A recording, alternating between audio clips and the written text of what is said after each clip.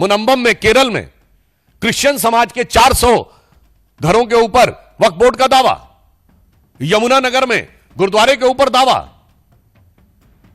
इनको माइनॉरिटी से भी मतलब नहीं है। इन समाजवादियों को पहले तौलना है सियासत के तराजू पे कि कौन सी माइनॉरिटी, कांग्रेस को तौलना है सियासत के तराजू पे कि कौन सी माइनॉरिटी का वोट बैंक हल्का नजर आ रहा है और किसका भारी नजर आ रहा है। तब मुल्ला मौलवियों के आगे नतमस्तक होके समाजवाद को मुल्ला मौलवियों के आगे नतमस्तक होने वाले नमाजवाद में कन्वर्ट कर देना है। तो जो कुछ इंडी गठबंधन कर रहा है, हम उनके इन सपनों को कतई साकार नहीं होने देंगे। देश की जमीन देश की जनता की रहेगी, किसी मुल्ला मौलवी की नहीं रहेगी। देश का संविधान बाबा साहब के विधान से चलेगा, शरिया के फरमान से नहीं चलेगा। आपने अपने दौरे हुकूमत में शरिया के 1 दर्जन प्रावधान बाबा साहब के संविधान में पिछले दरवाजे से लागू किए।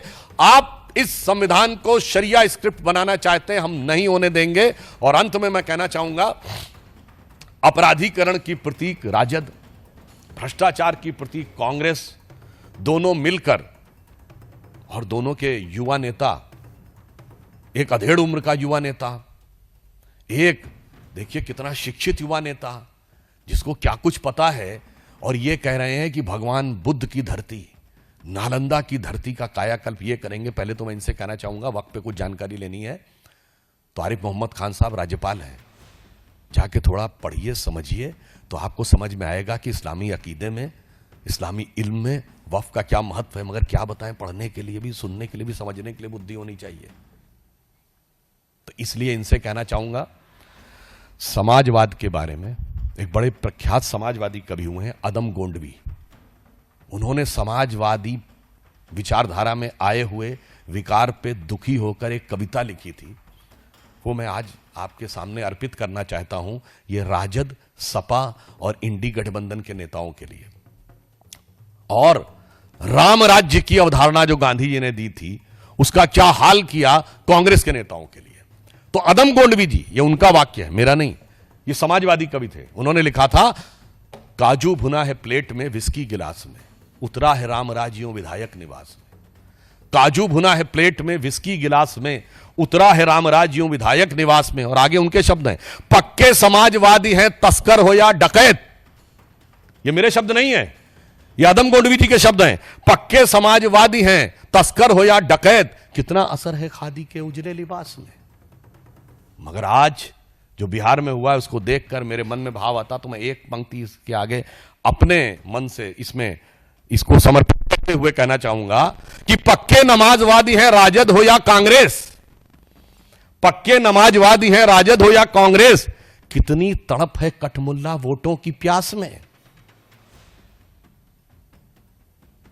तो इसलिए मैं बहुत पीड़ा के साथ, और मैं बिहार की प्रबुद्ध जनता का आह्वान करता हूं कि उसके सामने 2 रास्ते हैं, राष्ट्रवाद और समाजवाद। अवास्तविक समाजवाद के रास्ते पर चलती हुई भाजपा और जदयू, और कठमुल्लापन वाले नमाजवाद के रास्ते पर चलती हुई इंडी गठबंधन, जो सरकार में आने पर पिछले दरवाजे से शरिया लागू करने के लिए कोशिश करेगी, और एक तरफ हमारी सरकार जो बाबा साहब के संविधान की रक्षा करने के लिए कृत संकल्पित रहेगी। धन्यवाद। परंतु भारतीय जनता पार्टी और एनडीए गठबंधन इस बात के लिए कृत संकल्पित है कि हम बाबा साहब अंबेडकर के संविधान को, उसके किसी भी प्रावधान को कोई कूड़ेदान में फेंकना चाहेगा तो हम उसे नहीं होने देंगे।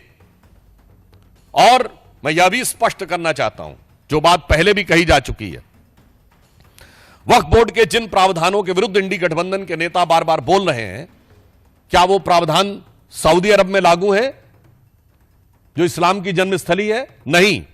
क्या इंडोनेशिया में लागू है जो सबसे बड़ा मुस्लिम देश है? नहीं। क्या टर्की में लागू है जो खलीफत की सीट रही है? नहीं। क्या वो पाकिस्तान और बांग्लादेश में लागू है? नहीं। जो आईएसआईएस की भूमि है, सीरिया और इराक के हिस्से, वहां पे लागू है? नहीं। तो मैं पूछना चाहता हूं इंडी गठबंधन से कि आप बिहार में क्या सऊदी अरब, इंडोनेशिया, टर्की और आईएसआईएस से ज्यादा बड़ा शरिया का कानून लागू करने की सोच रहे हैं? हमें इस बात का सीधा और साफ जवाब चाहिए।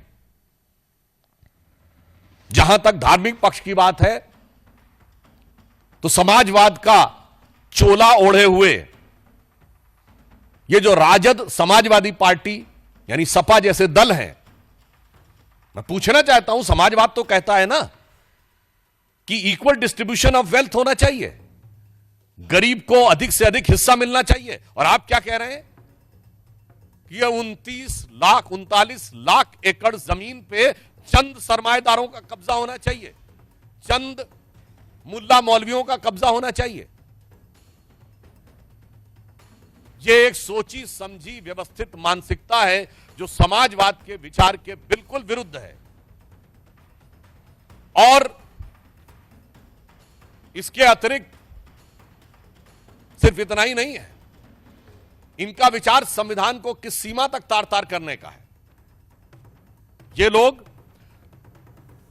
गरीब और मजलूम मुस्लिम के हक के साथ नहीं खड़े हैं जिसके साथ समाजवाद को खड़ा होना चाहिए।